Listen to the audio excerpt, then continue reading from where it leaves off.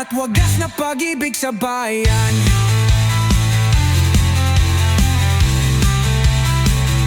May mga pangakong pilit mong pinaniwalaan,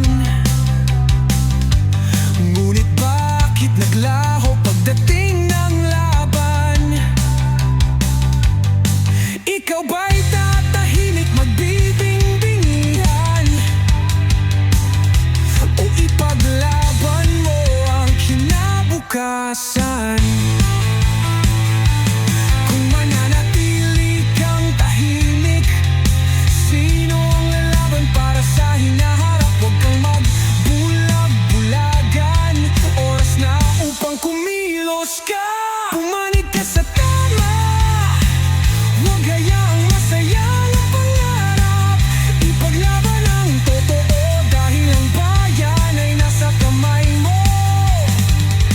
Pumanig ka sa tama, huwag magpaakit sa salapi at kapangyarihan. Tayo ang pag-asa, tayo ang lakas.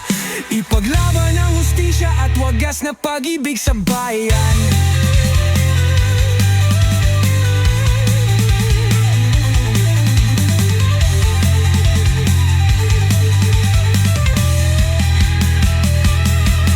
Kung hindi tayo kikilos, sino pa?